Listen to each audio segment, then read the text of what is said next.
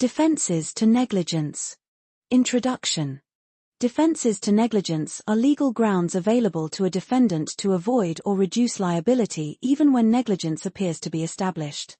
These defenses justify the defendant's conduct or show that the plaintiff is not entitled to full compensation. Courts apply these defenses carefully to balance fairness with accountability. Understanding these defenses is essential for problem-based questions in LLB exams. Contributory negligence.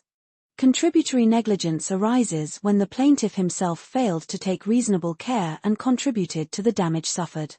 In such cases, the defendant's liability is not completely removed, but compensation is reduced in proportion to the plaintiff's fault.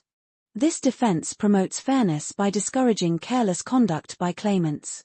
Modern law focuses on apportionment rather than complete denial of relief. Case law. Municipal Corporation of Greater Bombay v. Laxman Iyer, 2003. Facts. The plaintiff fell into an uncovered drain and sustained injuries.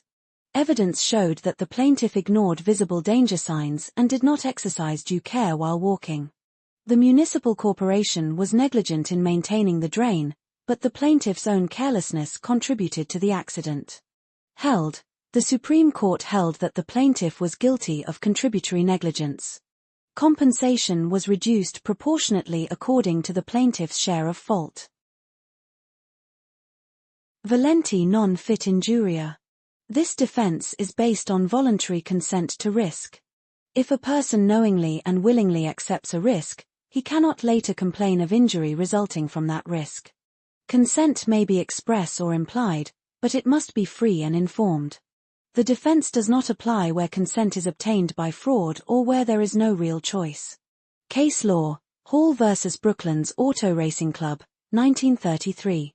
Facts. The plaintiff was a spectator at a motor race and was injured when a racing car went out of control and entered the spectator area. Motor racing was inherently risky and the danger was obvious to spectators. Held. The court held that the plaintiff had voluntarily accepted the risk by attending the race. Therefore, the defendant was not liable under the defense of volenti non fit injuria. Inevitable accident. An inevitable accident is an accident which could not have been prevented even by taking reasonable care and caution. The defense applies where the defendant proves absence of negligence and inevitability of the event. It differs from act of God as it may involve human agency. This defense absolves liability when harm is truly unavoidable. Case law. Stanley v. Powell, 1891. Facts. During a lawful hunting party, a pellet fired by the defendant struck a tree and rebounded, injuring the plaintiff. The defendant had taken all reasonable care and followed normal precautions.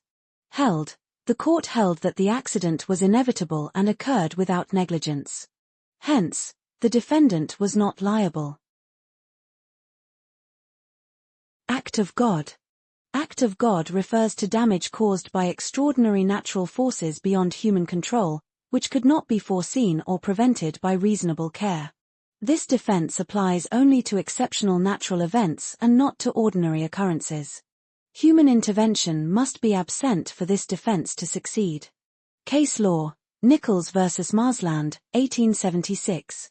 Facts. Unprecedented and extraordinary rainfall caused artificial lakes on the defendant's land to overflow, resulting in damage to the plaintiff's property. The defendant had taken reasonable precautions. Held. The court held that the damage was caused by an act of God. The defendant was not liable as the event was extraordinary and unforeseeable. Necessity. The defense of necessity applies when a wrongful act is done to prevent a greater harm. The act must be done in good faith and must be reasonable in the circumstances. Necessity does not justify acts done for convenience. Courts examine proportionality and urgency while applying this defense. Case law. Cope v. Sharp, 1912. Facts. The defendant entered the plaintiff's land and destroyed some property to prevent the spread of fire to neighboring land. The action was taken urgently to avoid a larger disaster. Held. The court held that the act was justified under necessity. The defendant was not liable as the action was taken to prevent greater harm. Statutory authority.